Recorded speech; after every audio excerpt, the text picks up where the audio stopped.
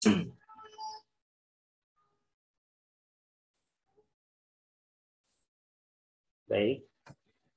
Assalamualaikum warahmatullahi wabarakatuh. Waalaikumsalam warahmatullahi wabarakatuh. Alhamdulillahirrahmanirrahim. Wassalatu wassalamu ala sayyidil mursalin wa ala alihi wa ashabihi ajma'in. Amma ba'du. Bapak dosen yang terhormat, Bapak Dr. Zulkifli Hadi Imawan, LC, MCOMI, PhD, dan serta rekan-rekan sekalian. Alhamdulillah pada kesempatan ini kita bisa kuliah kembali dalam dalam perkuliahan pemikiran peradaban Islam, dalam hal ini yaitu periode Islam di Palembang. Pada makalah ini sistematikanya didahului oleh abstrak, pendahuluan, setelah itu metodologi dan pembahasan, dan diakhiri nanti oleh penutup yaitu kesimpulan. Baik, memulai makalah ini. Makalah ini itu bertujuan untuk melihat atau mengkaji beberapa permasalahan. Dalam hal ini ada 3. Yang pertama itu tentang bagaimana islamisasi di Palembang itu sendiri. Yang kedua, bagaimana Islam pada periode kesultanan. Yang ketiga, akan membahas tentang tokoh-tokoh ulama yang berperan di Palembang.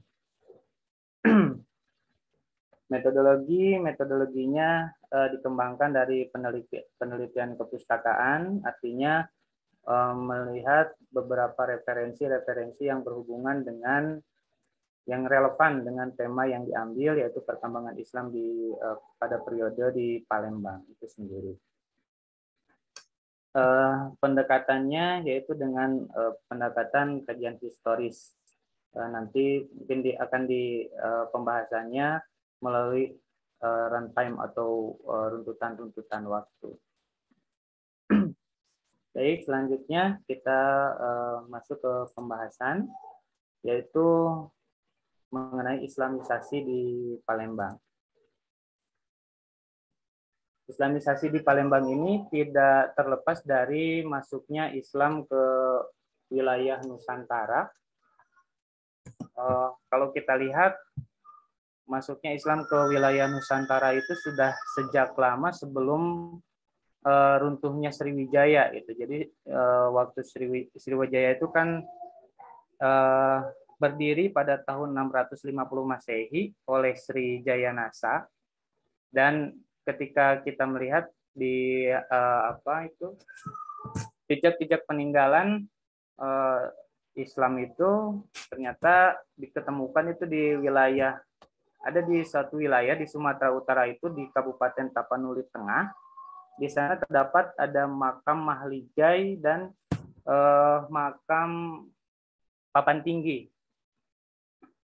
Kalau mungkin saya bisa share screen-nya, ada fotonya. Nah, ini adalah komplek makam Mahligai gitu yang ada di Barus gitu. Nah, di sini diketemukan, di situ ada makamnya Syekh Rukunuddin, ada Syekh Zainal Abidin, Syekh Muazzam Shah, Syekh Khatib, dan Syekh Sidik gitu. Ada juga yang di makam satunya lagi, Papan Tinggi itu. Di sana ada makamnya Syekh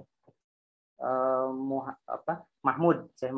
Saya pernah ke sana, dan memang ini ada di atas bukit gitu. Kalau kurang lebih sampai 700 tangga ke atas.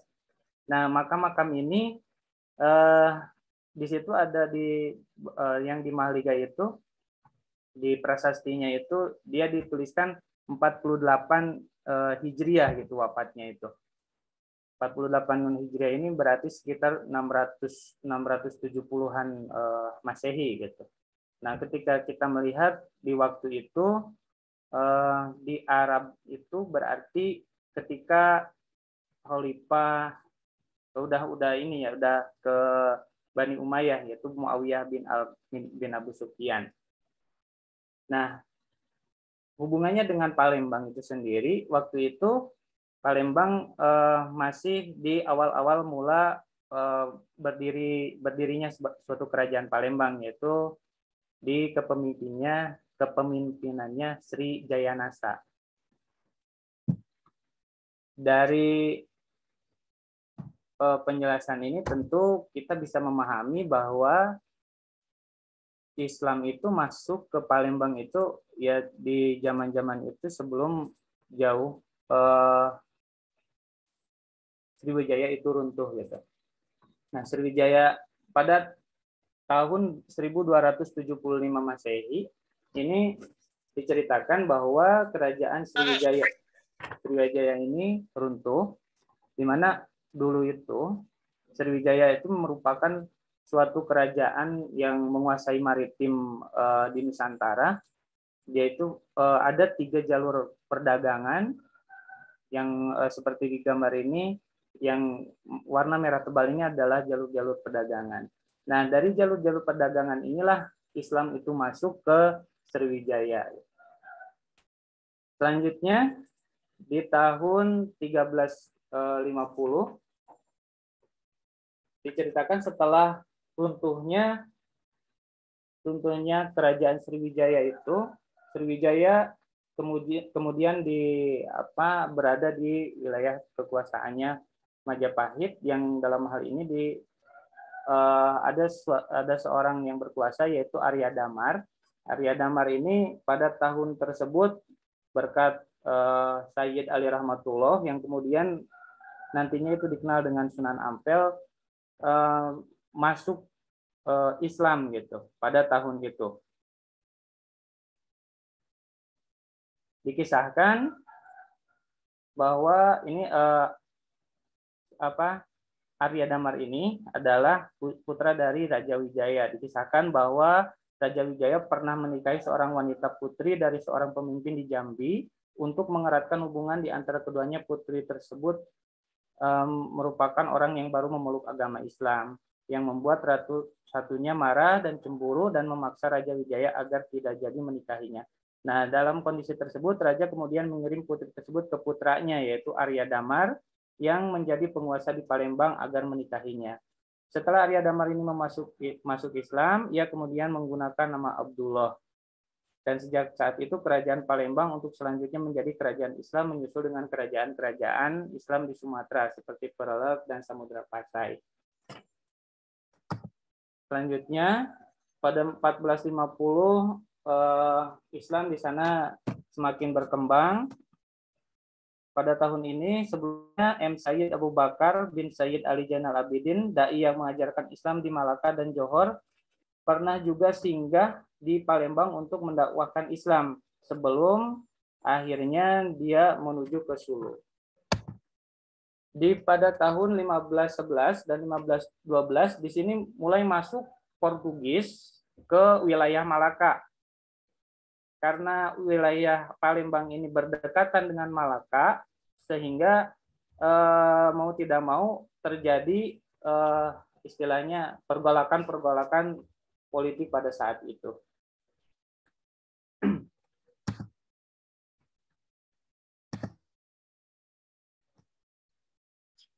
Selanjutnya, pada tahun 1572, Palembang ini berada dalam kepemimpinan Ki Gedeng Suro. Nah, dari sinilah mulai di sana terjadi istilahnya pribumisasi Islam gitu. Pada 1636 di situ dibuat sebuah kitab undang-undang yang dinamakan Kitab Simbur Cahaya. Nah, Kitab Simbur Cahaya ini dibuat oleh Ratu Sinuhun, yang isinya itu adalah memuat tentang beberapa hal, diantaranya mengatur tentang adat-adat yang ada di Palembang itu sendiri. Akan tetapi adat-adat tersebut meskipun dijadikan suatu undang-undang, tidak serta-merta memasukkan budaya-budaya yang tidak sesuai dengan ajaran-ajaran Islam. Selanjutnya, pada abad 17 inilah mulai resmi agama Islam itu menjadi agama mayoritas dan menjadi agama negara di Palembang. Baik, selanjutnya masuk pada pembahasan tentang pra-kesultanan. Pra-kesultanan ini adalah di mana kerajaan Palembang itu berubah menjadi nantinya menggunakan gelar sultan. Nah, pada masa ini pertama Palembang dipimpin oleh Ki Mas Dipati. Ki Mas Dipati ini adalah kelanjutannya atau dari anaknya, ada juga yang mengatakan anaknya, ada juga yang mengatakan keponakannya dari Ki Gedeng Suro yang tadi. Selanjutnya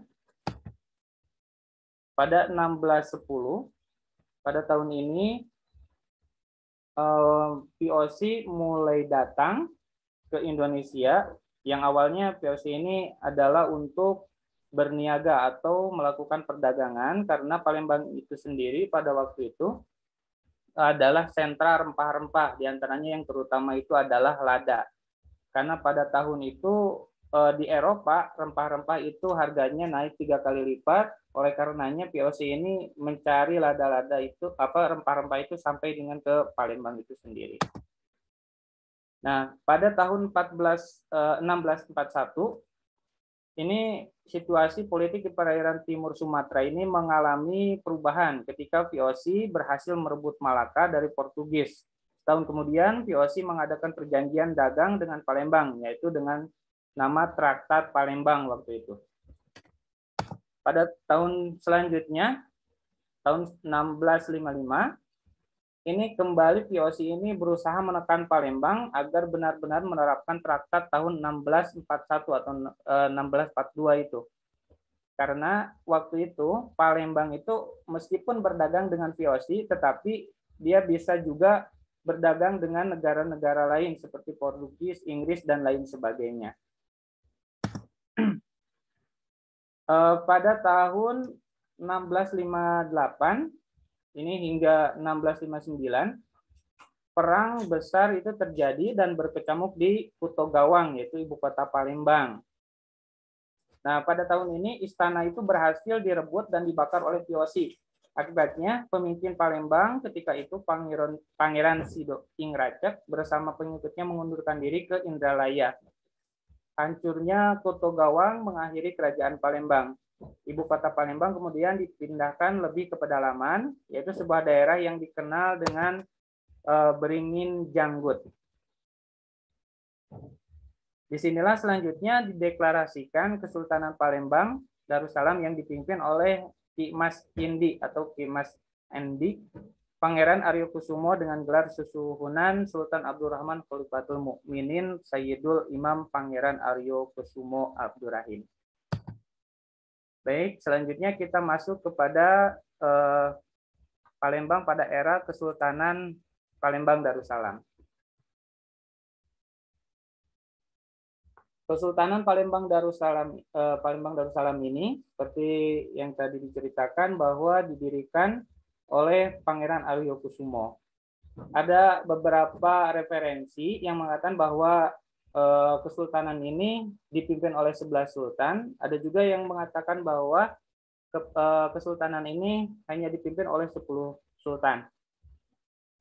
Ini berbagai referensi agak berbeda gitu. Dan yang saya dapatkan ini ada yang 10 sultan ini. Sultan yang pertama adalah Sultan Aryo Kusumo Abdurrahim. Beliau berkuasa dari tahun 1659 sampai dengan 1706 Masehi. Aryo Kusumo atau Ki Mas Indi ini mengangkat diri sendiri sebagai penguasa Palembang Darussalam dengan bergelar Sultan.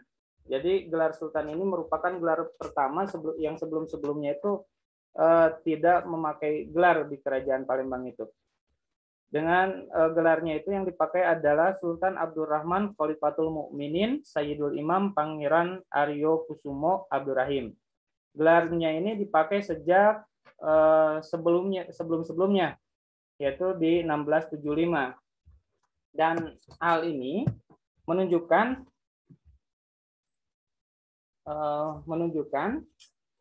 bahwa keinginannya untuk menyamai dengan Sultan Agung yang berada di Mataram waktu itu.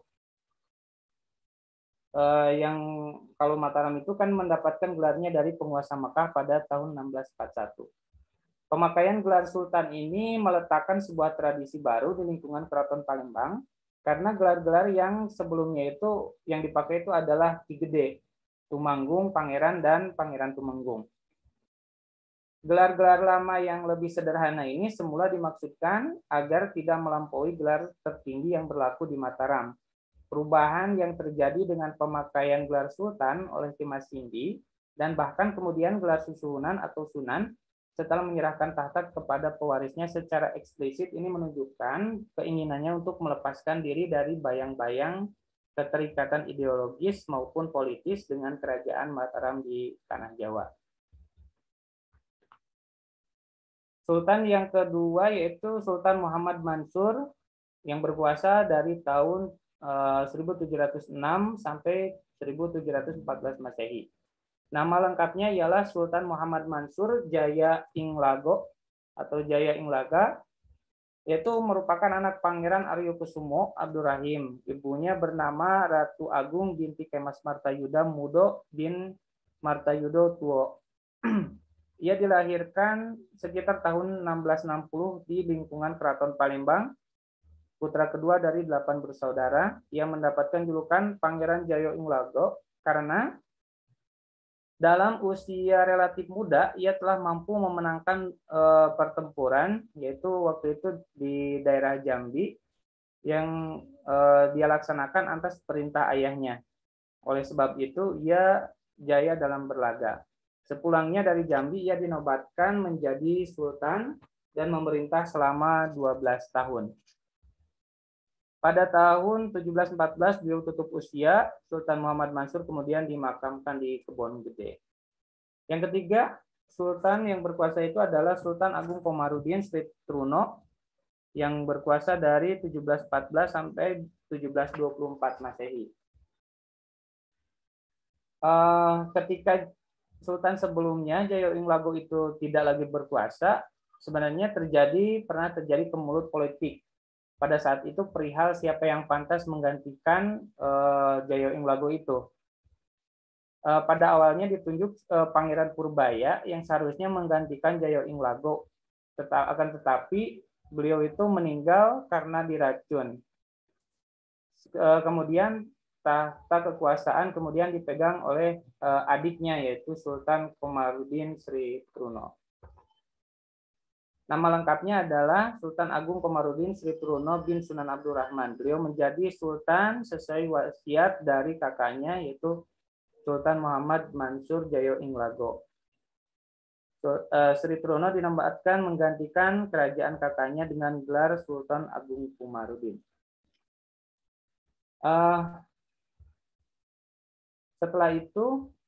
Setelah ditunjuk, putra-putra Jayo Inglago, yaitu Raden Lembu dan Pangeran Mangkubumi Muhammad Ali, menolak keputusan tersebut dengan melakukan pemberontakan.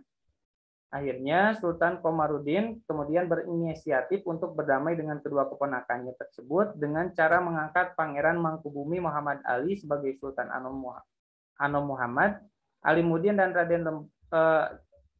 Raden Lembu sebagai Pangeran Jayawikramo. Namun keputusan ini tetap saja tidak dapat memuaskan kedua belah pihak karena ternyata Pangeran Jayawikramo lebih diuntungkan dengan mendapatkan putri Sultan Agung Komarudin sebagai pasangannya.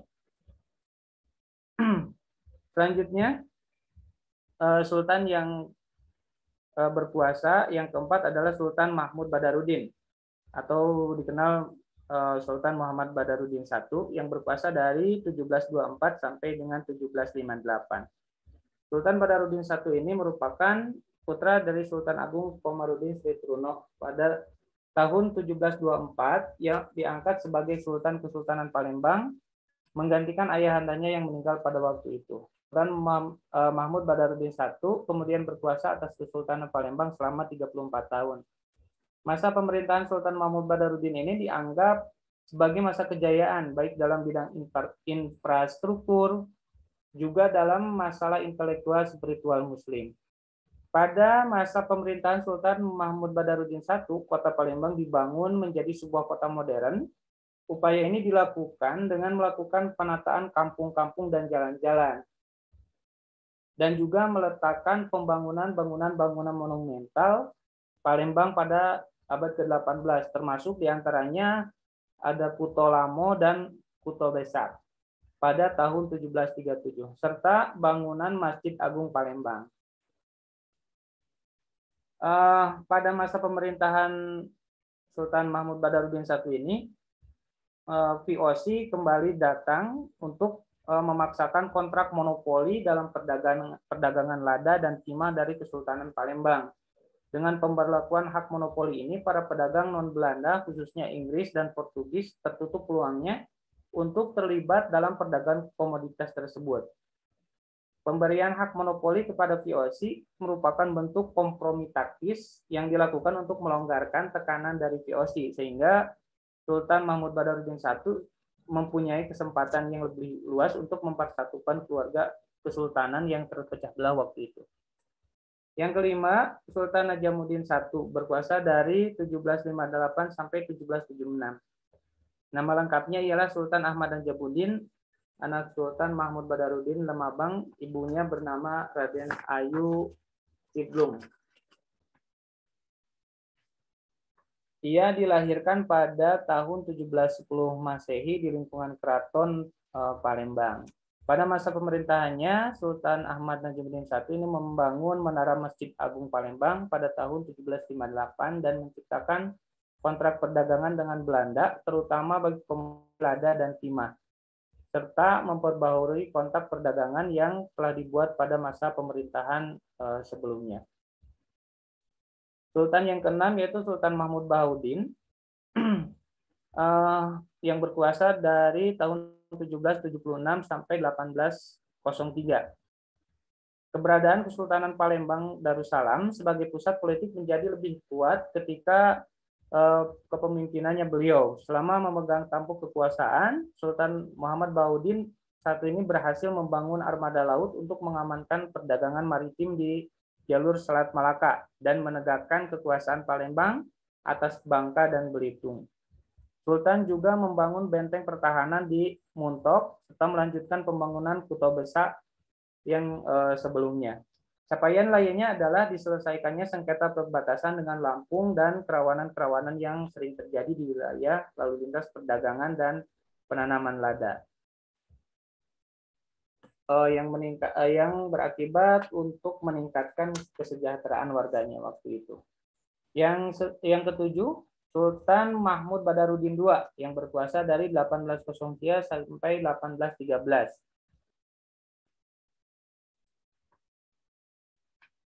Beliau memakai juga gelar Khalifatul Mukminin. Sultan Mahmud Badaruddin II dikenal sebagai figur penguasa Palembang yang mempunyai keunggulan yang menonjol. Penulis dari Belanda, yaitu De Starler, melukiskan Sultan Mahmud Badaruddin II ini sebagai seorang pemimpin yang memiliki kepribadian yang kuat, kesatria, pemberani, dan cepat dalam bertindak.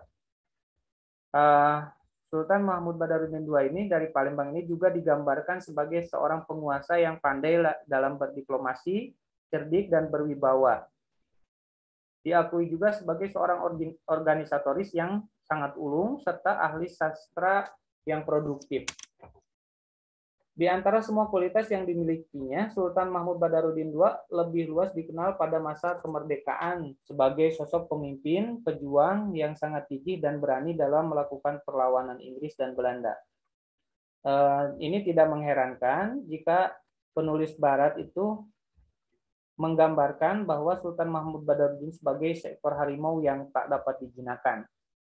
Hal ini juga tampak jelas dari serangkaian pertempuran yang dilakukannya dalam Perang Palembang melawan kekuatan asing, yaitu pada tahun 1812 melawan pasukan Inggris dan pada tahun 1819, serta pada tahun 1821 juga melakukan melawan pasukan pemerintahan kolonial Belanda. Hingga akhirnya beliau dianugerahi sebagai mendapat penghargaan dari pemerintah Republik Indonesia sebagai salah satu pahlawan kemerdekaan yang tertuang dalam keputusan Presiden Republik Indonesia nomor 63 tahun 84. Yang selanjutnya adalah Sultan Ahmad Najamuddin II. Beliau bernama lengkap Adi Menggala Raden Muhammad Husin, anak Sultan Muhammad Bahaudin. Ibunya bernama Ratu Agung binti Datuk Murni bin Abdullah Al-Haddadi. Beliau dilahirkan pada tanggal 1 Syawal 1183 Hijriah atau 1769 Masehi di lingkungan keraton. Sebagaimana putra raja ia dididik dan ditempa untuk menjadi pewaris tahta Kesultanan Palembang. Beliau mendapatkan pendidikannya diantaranya dari Syekh Abdul Somad Al-Palembani, Syekh Muhammad Muhyiddin, dan Syekh Ahmad bin Abdullah. Sultan yang selanjutnya, yang ke-9 adalah Sultan Ahmad Najamuddin III, yang nama lengkapnya adalah Pangeran Ratu Prabu Negara. Ibunya bernama Ratu Sepuh Asma. Ia dilahirkan pada tahun 1789 di lingkungan keraton. Merupakan putra sulung dari 13 bersaudara.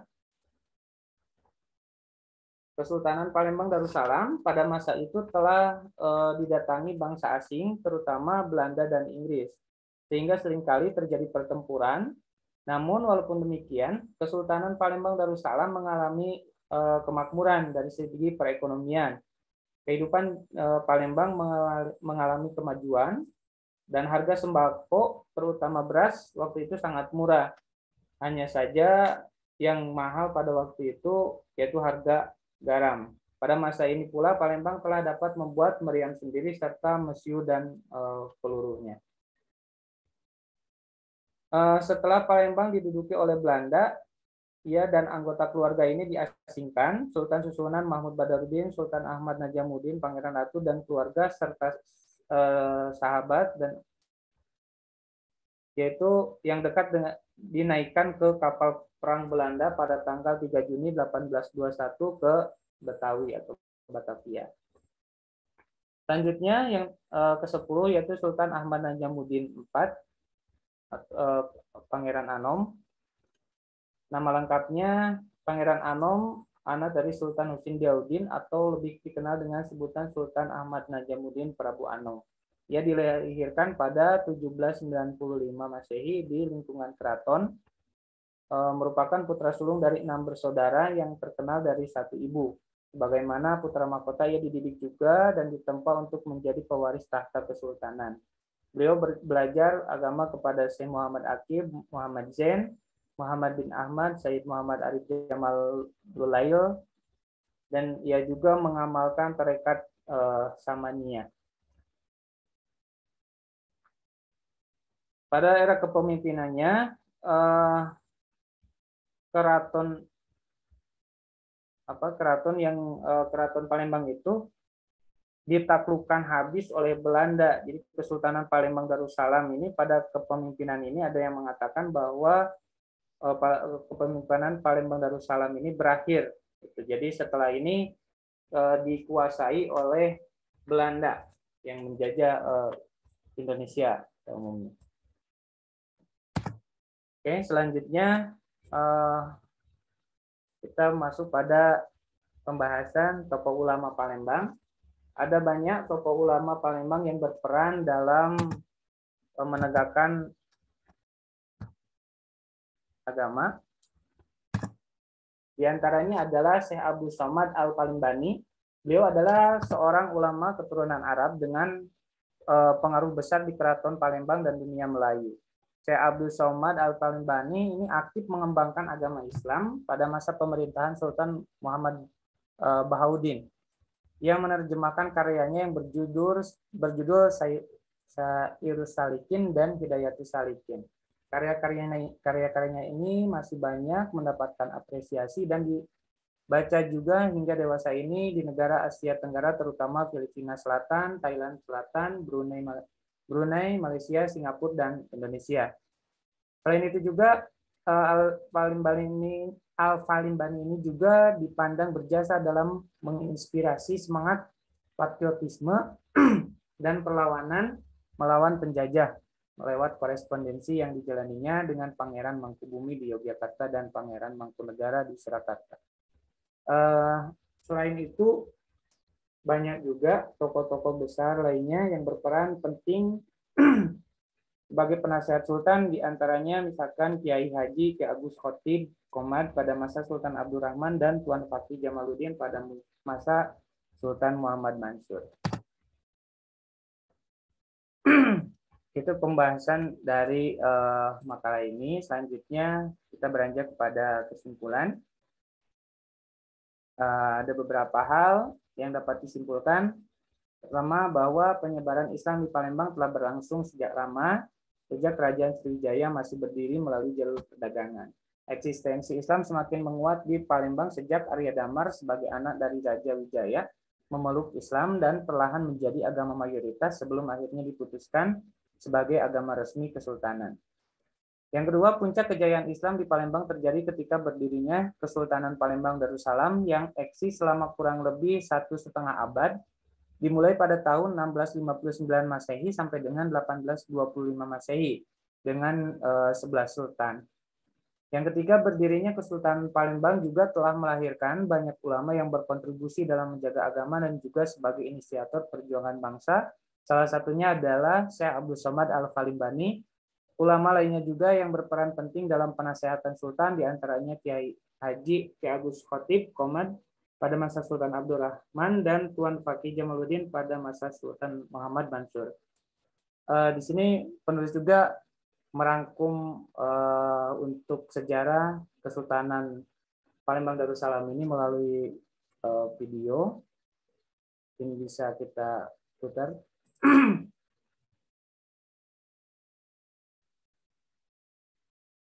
Ini wilayah Kesultanan Palembang waktu itu, waktu Sultan Mansur.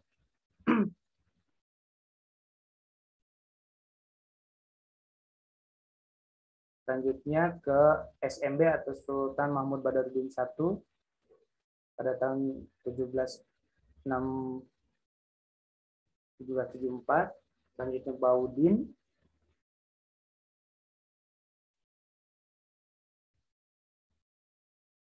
Selanjutnya ke Sultan Badaruddin II, waktu itu sudah mulai masuk Belanda juga. Ini pada waktu kekuasaan Belanda.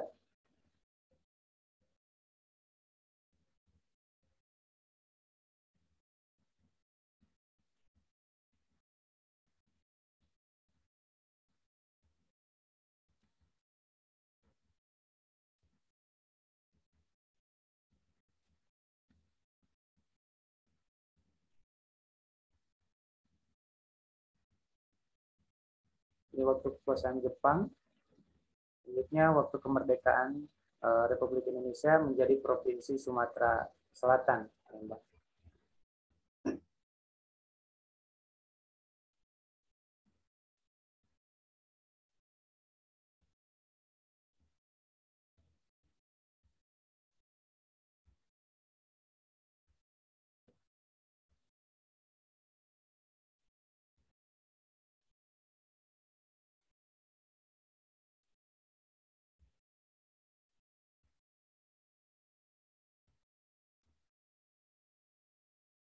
Ya, mungkin itu saja yang dapat saya sampaikan. Kurang lebihnya mohon maaf. Apabila ada kesalahan, mohon untuk dikoreksi dan diklarifikasi. Itu saja. Terima kasih Pak dosen yang terhormat dan rekan-rekan sekalian. Assalamualaikum warahmatullahi wabarakatuh. Waalaikumsalam warahmatullahi wabarakatuh.